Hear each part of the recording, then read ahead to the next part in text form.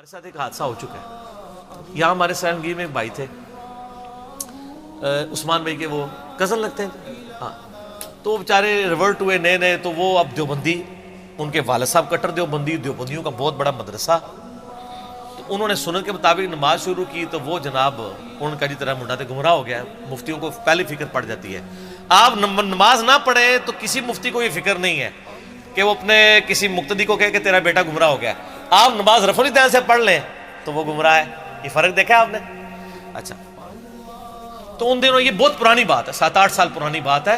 ان دنوں میں پھر بھی کبھی کبھار رسک لے لیتا تھا علماء کی خدمت میں حاضری کا. اب دور دور سے اسلام کرتے ہیں, تو وہ یہ لوگ مجھے لے گئے. اب مجھے پتا تھا کہ ان کے ساتھ ڈیل کیسے کرنا ہے, کیونکہ آپ کو پتہ ہی, مجھے یہ پتا ہے کہ یہ دنیا کے پروفیسر تو ہے نہیں کہ میں ان کو کوئی بات بتاؤں گا تو مان لیں گے.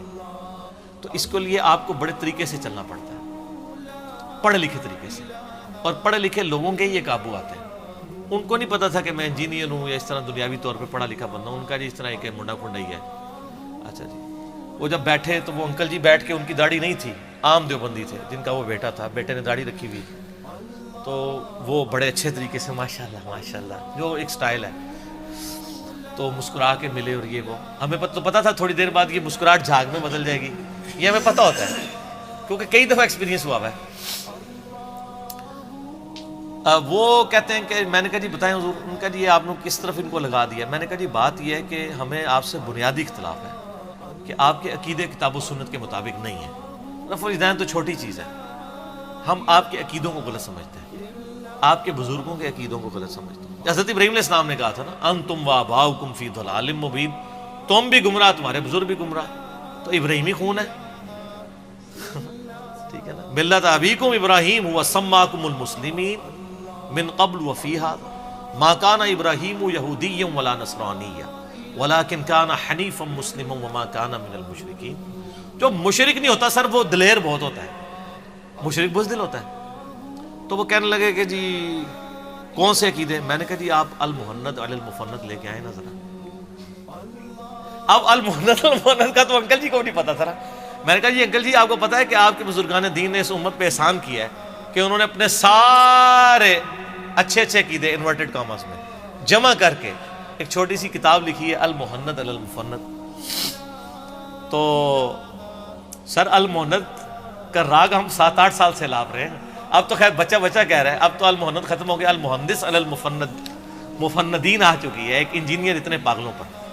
اچھا, وہ کہنے لگا جی وہ کیوں لے کے؟ میں نے کہا آپ کے پڑھیے. کہتے ہیں ہاں پڑھیے. میں نے کہا آپ لائیں ذرا, میں اس میں بتاتا ہوں. وہ عقیدے تو یہ انکل جی ماننے کے لیے تیار نہیں ہوں گے جو آپ سے مناظرے کے لیے ہمیں لے کے آئے ہیں. آپ ان کے بھی آپ مناظرے یہ بھی نہیں مانیں گے. تو میں نے کہا آپ وہ المحند لے کے آئیں.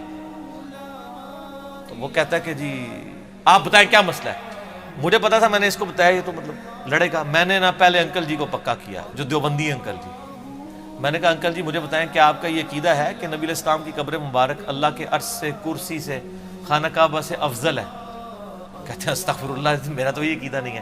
میں نے کہا جی یہ جو بزرگ ہیں نا, ان کا اور ان کے بزرگوں کا یہی عقیدہ ہے. المحند میں لکھا ہے, ان کو کہیں کتاب لے کے آئے. میں نے انکل جی کو فرنٹ پہ کیا, بس یہ بات کرنی تھی. میرے بزرگوں کے خلاف بولتا ہے, میرے بزرگوں کا ایک ایک لفظ ٹھیک لکھا ہوا ہے. میں نے کہا انکل جی ان کے بزرگوں کا جو ایک ایک لفظ ٹھیک ہے, آپ اس سے ایگری کرتے ہیں؟ وہ کہتے ہیں نہیں یار میرا یہ عقیدہ نہیں ہے.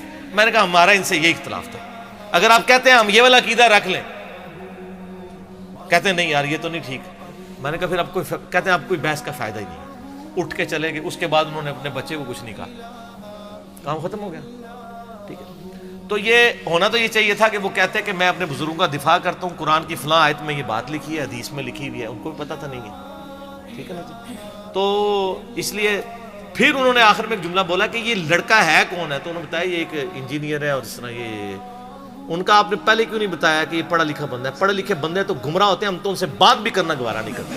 یہ بات اصل میں نے آپ کو بتانی تھی مفتی صاحب کی, کہ پڑھے لکھوں سے یہ جھرک جاتے ہیں, کیونکہ ان کو پتا ہے کہ جب ان کو کاٹنے لگیں گے نا, یہ پہلے گھیچی پکڑ لیں گے ہماری. ٹھیک ہے نا, وہ دانت کھلے رہ جائیں گے ایسے کر کے. ٹھیک ہے نا, تو وہ دانت بند نہیں ہوں گے, ٹھیک ہے, یا بند ہوں گے تو یہ پہلے ہی پکڑ لیں گے, کھول نہیں سکیں گے. آپ کو پتا ہے بگر ماہ جو ہے نا, 3,000 پاؤنڈ کی طاقت سے یہ اپنے جبڑے بند کرتا ہے، لیکن کھولنے کی طاقت اس کی بہت کم ہے. اگر آپ اس کو ایک ہاتھ سے بھی یوں پکڑ لیں جبڑا کھول نہیں سکتا. 3,000 پاؤنڈ، 1,500 کلو گرام وزن آپ اٹھا سکتے ہیں؟ میرا تو اپنا وزن 70-80 کے قریب ہوگا، میں کیا 1,500 کلو اٹھا سکتا ہوں؟ اس طاقت سے وہ بند کرتا ہے جبڑے. تو دنیا کا کوئی جانور اس کے جبڑے بند کرنے سے، کوئی انسان بھی اس کو روک نہیں سکتا، لیکن جو اس کی کھولنے کی صلاحیت ہے نا وہ اتنی کم ہے کہ اگر آپ اس کو ہاتھ سے یوں پکڑ لینا، دیکھیں یہ اللہ کی یار یہ بھی قدرت ہے. اس کے جبڑوں میں یہ طاقت نہیں کہ آپ اس کو ہاتھ سے پکڑ لیں اور یہ جبڑے کھول سکے. اسی آپ دیکھیں وہ اتنے بڑے بڑے کروکوڈائلز کو پکڑتے ہیں، ساتھ ہی ٹیپ لپیٹ دیتے ہیں. ٹیپ کیا چیز ہے؟ آپ رسی بھی لپیٹ دیں 3,000 پاؤنڈ کے آگے تو لوہے کی رسی بھی کچھ نہیں کرتی. لیکن یہ اللہ نے اس میں کمزوری رکھی ہوئی ہے. آپ کے علماء میں بھی یہ کمزوری ہے. اگر آپ ٹائم کے اوپر ان کو ٹیپ لگا دینا اس طریقے سے جس طرح میں نے لگائی ہے پڑھ لکھے طریقے سے، یہ 3 لاکھ پاؤنڈ بھی ہو یہ کھول کچھ نہیں سکتے. تو وہی ہوا کہ وہ اس کے جبڑے میں نے پہلے ہی بند کر دیے، تو وہ کھولنے کی طاقت پتہ ان کو نہیں ہوتی. یہ میں نے ایک تفنن کے طور پہ آپ کو باتیں سمجھا.